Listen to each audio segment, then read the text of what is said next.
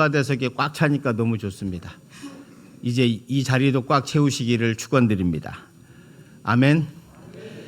여러분, 오늘 제목이 가서 생명의 말씀을 전하라입니다. 우리는 세상에 가서 복음을 전해야 합니다. 그 복음은 생명의 말씀이기도 합니다. 왜 그렇습니까? 그 생명의 말씀에 놀라운 능력이 있기 때문입니다.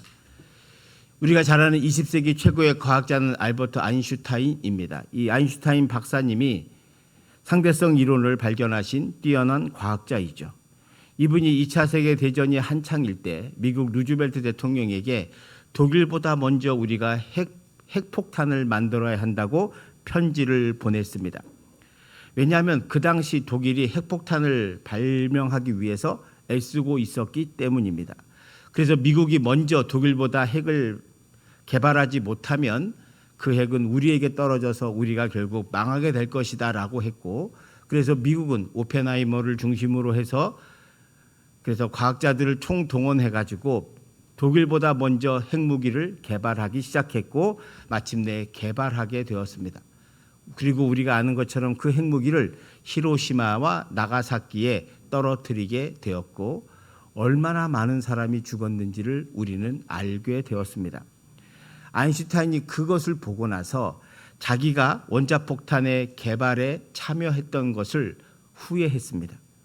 그는 말년에 평화주의 운동가가 되었습니다. 그러면서 후배 과학자들에게 꼭 무엇을 발명하고 개발할 때는 이것이 사람들에게 어떤 영향을 미치는가를 잘 생각해 보라고 이야기했습니다. 왜냐하면 자기도 핵무기가 얼마나 엄청나게 큰 무기라는 건 알고는 있었으나 그건 책에 있는 것이고 자기가 실제로 본 적이 없어서 그 정도의 위력일지는 몰랐다고 합니다. 이렇게 무시무시한 핵폭탄이 있는데 이거보다 더 강력한 폭탄이 있습니다. 그 폭탄은 바로 성령의 폭탄입니다. 성령의 능력은 저는 핵무기보다 위력이 더 세다고 생각합니다. 그걸 우리가 알 수 있는 것이 오늘 사도행전 2장에 나오는 마가다락방의 성령의 역사입니다. 그곳에 있던 120명이 기도할 때 성령이 임하고 방언을 하고 그리고 나가서 복음을 전하고 안진뱅이를 일으키고 그러면서 막 그 예루살렘의 놀라운 능력들이 나타나고 그러면서 소문에 꼬리를 잃고 그러면서 소동이 나게 됩니다.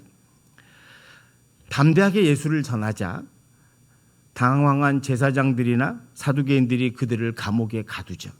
그런데 사도행전 4장 4절에 보면 말씀을 들은 사람 중에 믿는 자가 많으니 남자의 수가 약 5천이나 되었더라라고 보고합니다.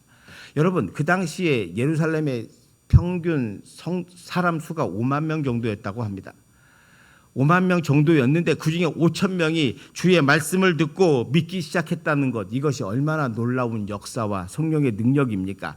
그러니까 사람들이 당황하여 말하지 말라 제사장이 이렇게 협박도 했습니다. 사도행전 4장 18절을 한번 보시기 바랍니다. 그들을 불러 경고하여 도무지 예수의 이름으로 말하지도 말고 가르치지도 말라 이렇게 경고했습니다.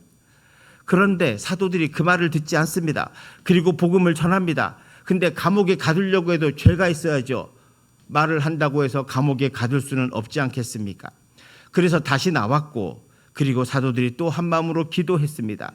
그러자 놀라운 역사가 일어나요. 하루에 3,000명씩 전도되는 놀라운 역사가 있었다고 성경은 우리에게 가르쳐주고 있습니다.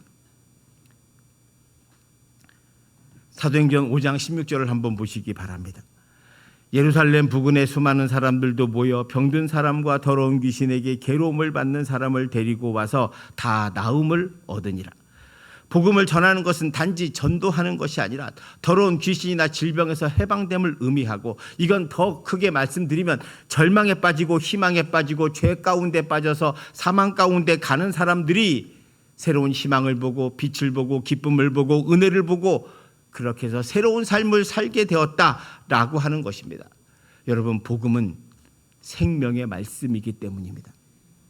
우리가 전하는 예수 그리스도의 생명의 말씀, 이 복음이 사람을 살리고 사람을 변하게 하고 사람을 회복시킨다는 거예요. 근데 한국교회가 가면 갈수록 전도를 하지 않습니다. 그 이유가 무엇일까요? 우리가 영적으로 사람을 볼 수 없기 때문입니다. 겉으로 좋은 옷을 입고 화려하게 산다고 해서 그 사람이 빛의 사람이냐, 생명을 얻은 사람이냐, 아닐 확률이 많습니다.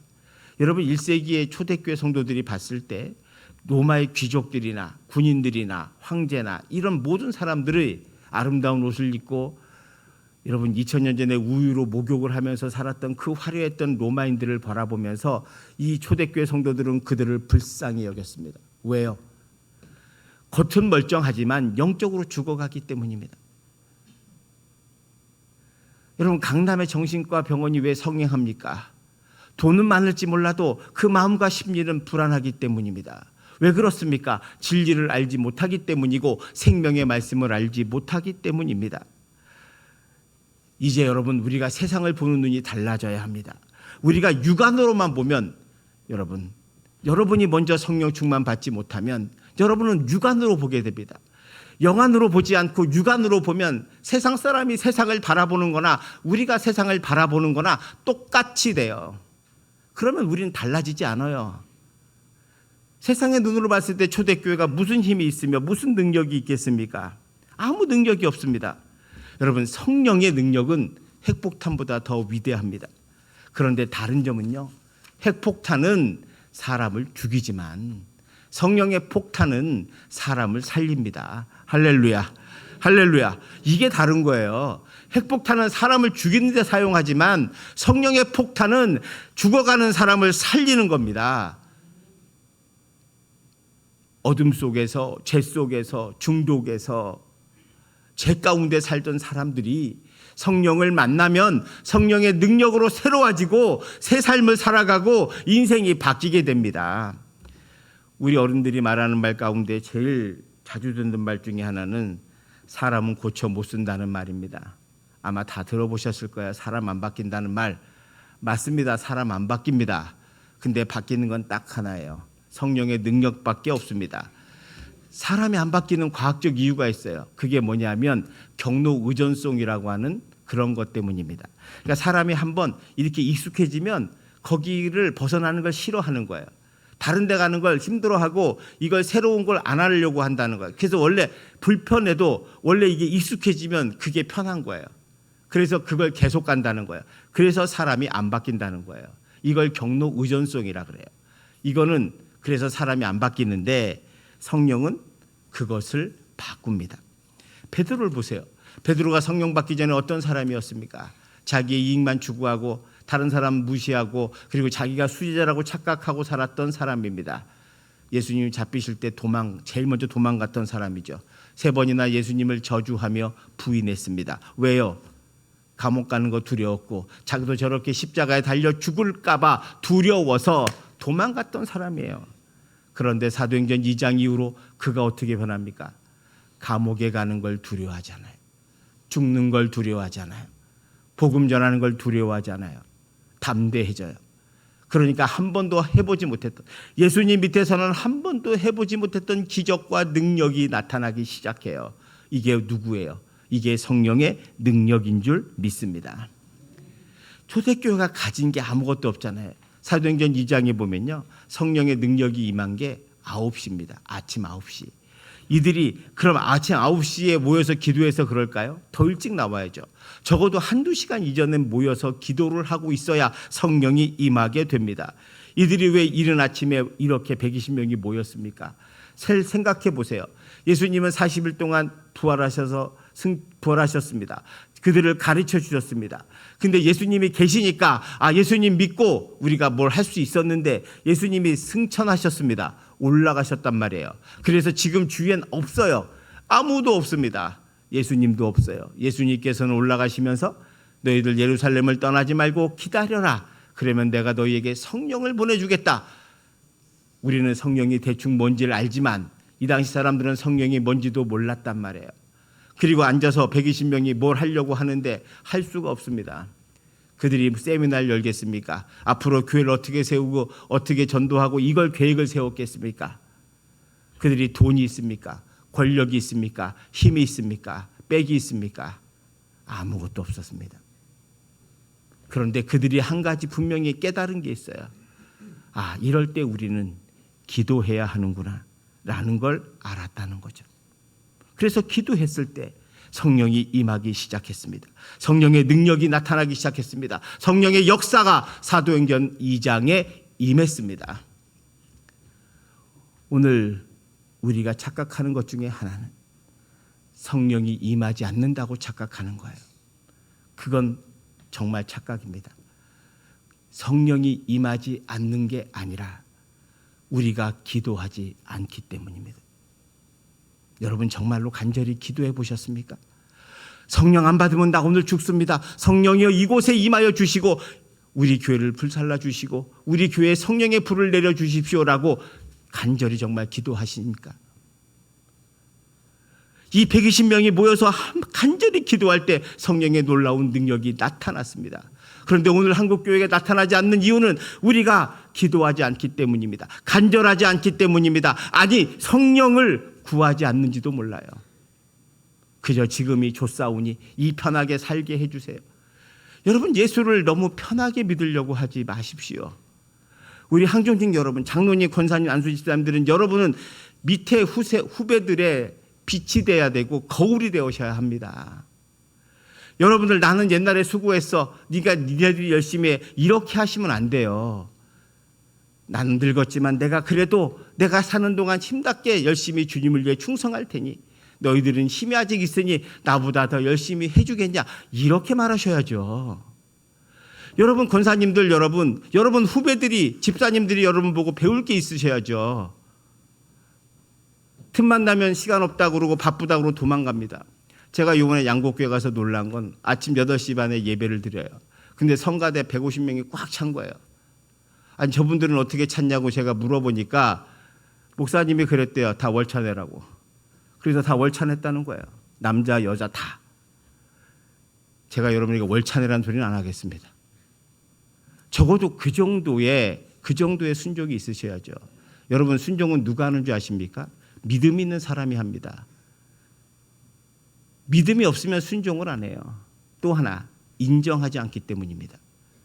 여러분이 나를 담임 목사로 인정하신다면, 여러분, 제가 오늘 여기서 말씀하는 것이 제 생각이 아니라 하나님의 음성을 대언한다고 믿으신다면 적어도 여기서 하시는 말씀을 여러분이 귀담아 듣고 하나님의 음성으로 들어서 순종하시기를 축원드립니다.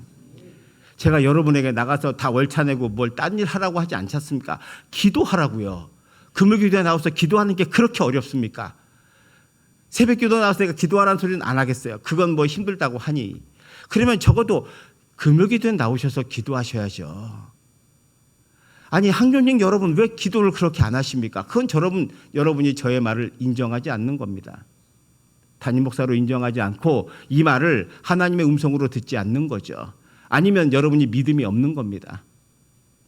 우리가 제가 병원에 가면 의사 선생님 말을 잘 듣습니다. 뭐뭐뭐 먹지 마시고 뭐뭐뭐 하지 마세요 라고 하면 안 합니다. 왜요? 그분을 의사로 인정해 주니까. 여러분, 제가 기도하라고 하면 기도하셔야죠. 근데 여러분, 기도 안 하면 여러분은 나를 담임 목사로 인정하지 않는 거예요. 이 말이 제 개인의 말로 여러분 듣는 거예요. 적어도 권사님들은 금요일 날 목숨 걸고 나오시기를 축원드립니다. 아멘. 우리 권사님들만 아멘. 왜 안 하시는 권사님은 또 뭐야? 권사님들만 아멘. 다 나오시길 축원드립니다. 나오십시오. 바쁘면 한 번, 두 번이라도 나오는 열의를 보여주세요. 내가 바쁘지만 여러분, 사람에게 말 안 해도 알아요. 하나님이 아시잖아요. 살아계신 하나님께서 여러분의 삶의 형편과 태도와 상황을 다 아십니다. 그럼 여러분이 정말 그런 상황에서 내가 기도밖에 할 것이 없다고 믿는다면, 기도가 해답이라고 믿으신다면 여러분은 기도하셔야죠. 왜 제가 기도하라고 하냐면 기도가 해답이기 때문입니다. 제가 아무리 생각해도 한국교회가 부흥하는 길, 우리 교회가 부흥하는 길은 뭐냐? 프로그램을 잘 짜고 그리고 계획을 잘하고 무슨 그게 부차적인 거다. 여러분의 마음속에 한국교회가 쇠퇴한다, 한국교회가 부흥하지 못한다는 마음, 그 생각을 지금 이 순간 지우개로 지우시기를 축원드립니다. 자, 마음속에 지우개 하나 가지고 지우세요. 지우셨습니까? 아멘. 아멘. 지우시길 바랍니다. 여러분, 지금이 어렵겠습니까? 초대교회가 어렵겠습니까? 초대교회는 오늘 본문에 보면 예수 전하면 전하지 말라고 그러고 아니면 감옥에 넣습니다. 아니면 돌로 칩니다. 아니면 죽입니다. 그런 시대에 주의 복음을 전하기 위해서 눈물로 이들이 했던 것은 기도입니다. 왜? 사람의 능력이 아니라 성령의 능력을 구하기 때문입니다. 저는 한국교회가 사는 길, 우리 교회가 사는 길, 우리 교회가 살고 여러분의 삶이 사는 길은 여러분 성령을 받는 길임을 잊지 마시길 축원드립니다. 성령 못 받으면 우린 다 죽습니다. 여러분 갈멜산을 한번 생각해 보세요. 그 당시 아방 시대에 저는 우리 교회가 갈멜산이 되기를 기도합니다. 갈멜산에서 엘리야는 바알 선지자, 아세라 선지자 850명과 싸웠습니다. 그들은 자기 신들에게 온갖 짓을 하며 다 부러지셨지만 아무 일도 일어나지 않았습니다. 이 엘리야는 장작에다가 물도 갖다 부어요. 물도 갖다 붑니다. 그리고 기도할 때 하늘에서 불이 떨어져 그 물 묻은 장작에 불이 탑니다. 할렐루야. 저는 이런 역사가 우리 교회에 일어날 줄 믿습니다. 그건 기도의 능력을 믿는 저와 여러분들이 있다면 말입니다. 또한 저는 우리 교회가 에스겔 골짜기가 되기를 원합니다. 에스겔 37장에 보면 하나님께서 에스겔을 데리고 한 골짜기에 갑니다. 에스겔아 뭐가 보이냐? 뼈들이 가득해서 뼈만 보입니다. 저 뼈들이 가득한데 저 뼈들만 있습니다. 그런데 하나님께서 에스겔에게 묻습니다. 이 뼈들이 살아나겠느냐? 뼈만 가득한 건 이미 형체만 있고 죽은 교회들을 상징할 수도 있습니다. 죽은 성도들을 상징할 수 있습니다. 교회를 나오고 있지만 성령의 능력을 받지도 못하고 성령을 구하지도 않고 오직 세상에 살면서 적당하게 건강하고 사업만 잘 되라고 나 편한 신앙생활 하게 해달라고 기도하고 산다면, 아니 기도조차도 안 하고 산다면 그런 사람에게 저는 성령의 불이 임하고 그런 사람이 바로 마른 뼈와 같은 거예요. 저와 여러분이 이곳에 있지만 우리가 교회를 다닌다고 다 그리스도인이 아닙니다. 다 생명이 있는 사람들이 아닙니다. 여러분이 이 예배를 통해서 제 말을 하나님의 음성으로 들으시고 여러분 마음속에 성령이 임하기를 기도하고 원하시기를 축원드릴 때 하나님께서 뼈들에게 생기를 주셔서 뼈들아 붙으라 그러자 갑자기 뼈들이 일어나서 합쳐지고 힘줄이 붙고 살이 붙고 피가 돌고 그래서 사람들이 되었다. 이게 바로 에스겔 환상 아닙니까? 바로 이곳이 갈멜산이 되고 바로 이곳이 에스겔 골짜기가 되어서 여러분들이 영적으로 살아나는 역사가 있기를. 그래서 우리 교회가 살아난다면 여러분 교회는 제가 계속 말씀드리잖아요. 건물이 아니라고 사람이라고. 저와 여러분들이 살아날 때 교회가 살아나고 이 땅이 회복되고 여러분의 삶이 회복되게 될 줄 믿습니다. 그걸 저는 원하는 거예요. 교회가 리빌딩 되는 건 여러분 제가 리모델링이라고 안 씁니다. 리모델링은 안을 바꾸는 거죠. 이쁘게 바꾸는 겁니다. 지금 우리는 이쁘게 바꾸는 게 아니에요. 우리는 우리의 마음의 성전을 새롭게 세우는 거예요. 초대교회가 아무것도 가지지 않았지만 성령 하나로 로마를 이긴 것처럼 우리가 이 시대를 이기는 비결은 이 시대를 닮아가는 것이 아니라 성령의 능력을 구하고 성령에 따라 살아갈 때 핵폭탄보다 더 놀라운 능력이 여러분을 통해서 나타나게 될 줄 믿습니다. 그런 능력을 우리가 가져야 한다는 거예요. 그걸 사모하고 그래서 그걸 위해서 저와 여러분이 기도할 때라고 저는 믿는 겁니다.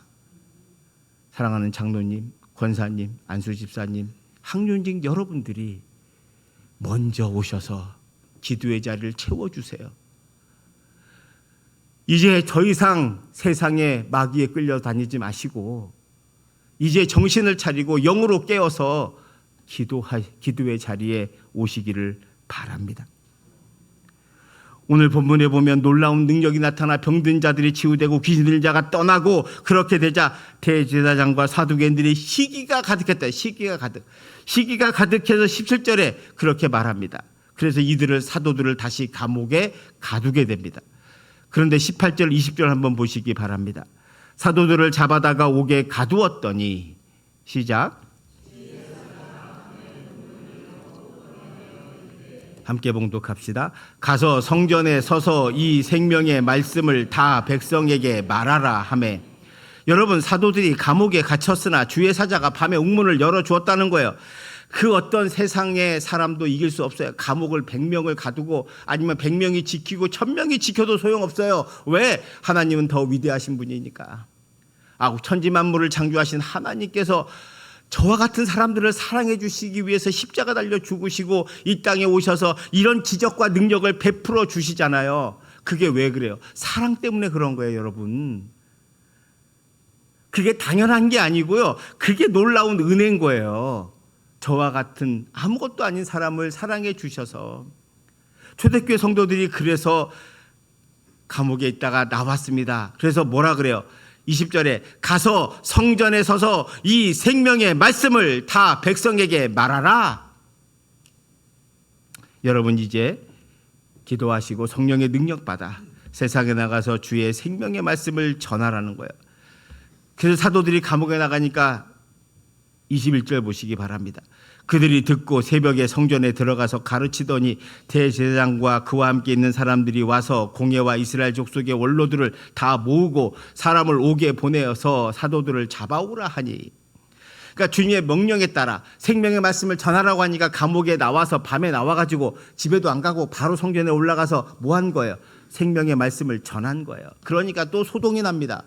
아니, 저 사람들 감옥에 가둬놨는데 감옥에 있는 사람 데리고 와라. 가서 보니 다 없어요.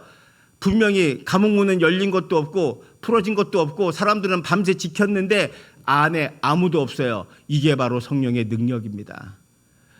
여러분, 상식으로 살지 마세요. 예수 믿는 사람은 하나님의 능력을 믿으셔야 합니다. 상식이 있고 삶의 방식은 상식이지만 하나님이 행하시는 일은 초상식인 거예요. 하나님이 필요하시면 놀라운 능력을 저희와 여러분에게 주십니다. 그걸 우리가 믿으셔야 돼요. 초대교회 사람들은 우리와 다른 사람들이 아니에요. 그들은 아무것도 없었어요. 오직 성령만 의지하니까 성령의 능력이 나타나게 되는 거죠. 그러니까 사람들이 가서 아무도 없다, 다 나갔다고 하니 놀라서 보니까 성전에서 복음을 전하고 있는 거예요. 그러니까 대제사장이 다시 데리고 오라 그래요. 데리고 와서 뭐라 그래요? 더 이상 예수님의 이름으로 사람들을 가르치지 마라 라고 하니까 사도들이 아주 중요한 말을 합니다. 그게 29절 31절의 말씀이에요. 베드로와 사도들이 대답하여 이르되 사람보다 하나님께 순종하는 것이 마땅하니라. 시작.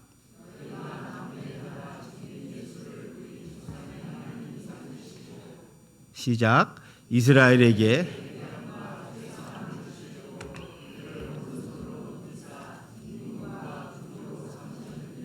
아멘. 자, 이제 본문의 맥락이 보이시죠? 자, 베드로와 사도들이 뭐라 그래요? 사람보다 하나님께 순종하는 것이 마땅하다. 할렐루야. 여러분, 근데 우리가 예수 믿으면서 사람의 말에 듣고 사람을 따라서 살면 안 됩니다. 하나님께 순종하는 삶을 살아야 합니다. 왜? 하나님의 능력과 기적을 보았고 성령에 매이기 시작했기 때문입니다. 사람은요, 어딘가 매이게 삽니다. 물질에 매이던 쾌락에 매이던 도박에 매이던 뭐에 매여 사는 인생이 돼요. 다 죽음의 길로 인도합니다. 우리 삶의 죽음의 길이 너무 많아요. 함정이 너무 많아요. 우리 생명의 길은 좁습니다. 좁은 문에 들어가라고 말씀하시잖아요. 그 좁은 문이 뭐예요? 예수 그리스도의 십자가의 길이요. 예수 그리스도가 우리의 생명의 문임을 여러분 잊지 마십시오. 근데 그 생명의 문에 들어가는 자는 성령께서 함께 하시고 성령의 능력을 베풀어 주신다는 것입니다. 사람보다 하나님께 순종하는 것이 마땅합니다. 여러분, 양곡교회 교인들은 바볼에서 월차를 내는 게 아닙니다. 그것이 하나님의 음성이라고 들었기 때문입니다. 여러분, 예수를 믿으려면 우리 모두 제대로 믿고 성령의 능력 받아 초대교회 같은 놀라운 성령의 능력을 나타내야 하지 않겠습니까? 교회가 어렵대, 교회가 위험하대, 한국교회가 어렵대 이렇게 생각하지 마시고 그때부터 저와 여러분이 뭐 하셔야 돼요? 그거는 다른 말로 하면 한국교회가 성령의 능력을 놓치고 있구나, 한국교회가 기도하지 않는구나 라고 깨달으셔야 되는 거예요. 여러분이 기도하지 않고 여러분이 헌신하지 않고 여러분이 간절하지 않는데 왜 하나님만 간절해야 합니까? 왜 성령만 간절히, 성령이 없는 게 아니에요. 성령이 부어주시려고 준비하고 있는데 기도하는 자가 없어요. 간절한 자가 없어요. 받겠다고 눈물 흘리는 자가 없어요. 한국교회를 위해 애통하는 자가 없어요. 우리 교회를 위해 눈물 흘려 애통하는 자가 없는 거예요. 그러니 성령이 어찌 임하겠습니까? 제가 교회 리빌딩 하기로 계속 설교하는 가운데 제게 주신 은혜, 제가 너무 마음이 아파요. 제가 여러분들을 너무 내버려뒀구나. 그냥 좋게 좋은 거라고 해서 내버려뒀더니 결국 제가 하나님 앞에 지금 잘못하고 있다는 것을 깊이 깨닫게 됩니다. 모임도 열심히 하고, 여러분 가만히 생각해 보세요. 여러분 한 주간 여러분 세상에 살잖아요. 그 세상의 삶을 주관하는 자가 하나님이심을 여러분이 믿는다면 오늘 하루가 하나님 앞에 헌신하고 수고하고 충성하는 그날, 예배를 바로 드리고 하나님께 영광 돌리며 봉사하고 하는 이 하루가 여러분의 나머지 6일을 책임져 준다는 것을 왜 모르십니까?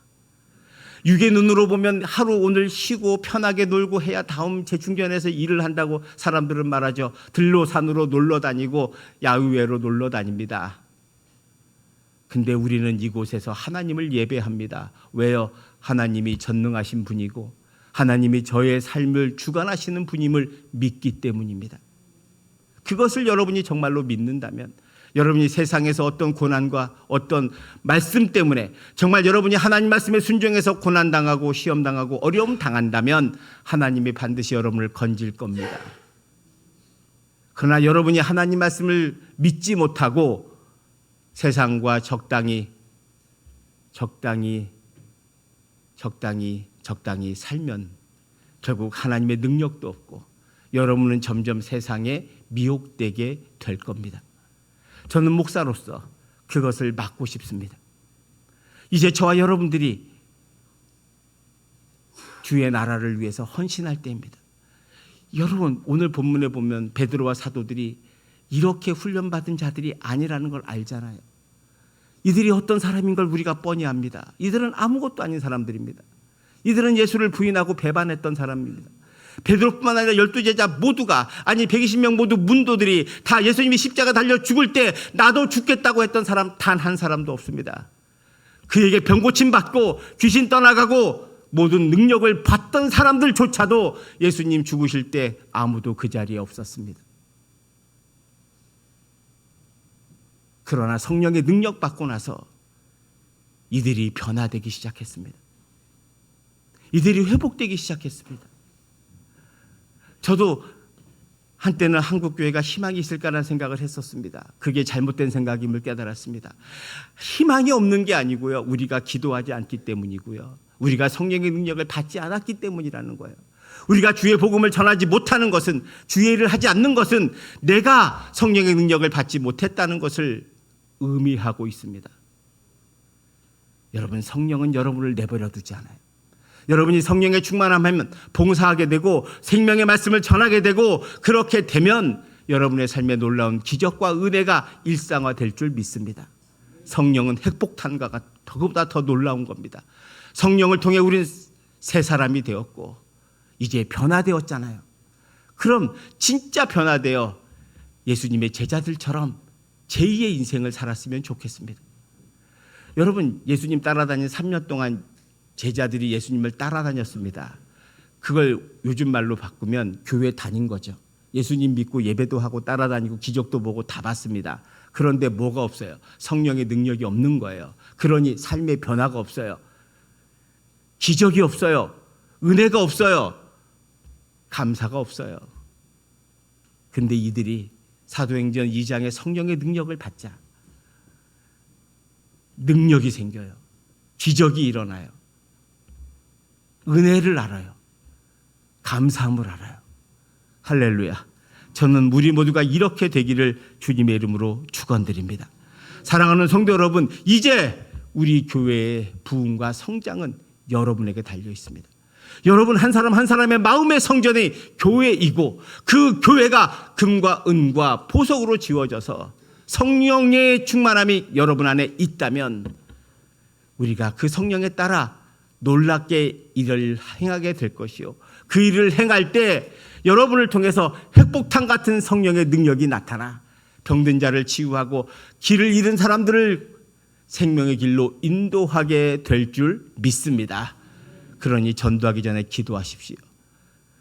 여러분, 지금 우리가 기도할 때입니다. 왜냐하면 이 뒤에 써 있는 것처럼 기도가 해답이기 때문입니다. 사랑하는 성도 여러분, 성령의 폭탄이 이곳에 떨어지기를 기도합시다. 기도합시다. 기도합시다. 기도합시다. 사랑의 하나님, 오늘 이 말씀을 통해서 우리 모두가 성령의 능력을 사모하길 원합니다. 잠자는 영이 깨어지길 원합니다. 아버지 하나님, 우리의 영을 깨워주셔서 기도하게 하여 주시옵소서. 우리는 능력이 없습니다. 우리는 힘이 없습니다. 우리는 세상을 바꿀 수 없습니다. 그러나 오직 성령의 능력이 우리에게 임하면 세상을 바꿀 줄 믿사오니 세상을 바꿀 수 있도록 성령의 능력을 이곳에 내리워 주시옵소서. 성령의 폭탄이 임하게 하여 주셔서 우리 모두가 변화되게 하여 주시옵소서. 우리 장로님, 안수지사님, 권사님들이 먼저 변화되게 하여 주시옵시고, 기도 자리에 나오게 하여 주시옵시고, 봉사의 자리에 헌신의 자리에 그들을 세워주시옵소서. 그래서 우리 교회가 놀라운 부흥의 역사가 일어나게 해주셔서 오늘 본문의 말씀처럼 3,000명이 전도되는 놀라운 역사와 능력이 있게 하여 주시옵시고, 우리 교회가 초대교회와 같은 놀라운 능력을 나타나게 하여 주시옵시고, 이곳이 갈멜산이 되고 이곳이 에스겔 골짜기가 될 수 있도록 역사하여 주시옵소서. 예수님 이름으로 기도합니다. 아멘. 모두 일어나셔서 옆에 분들하고 한번 인사하겠습니다. 기도합시다.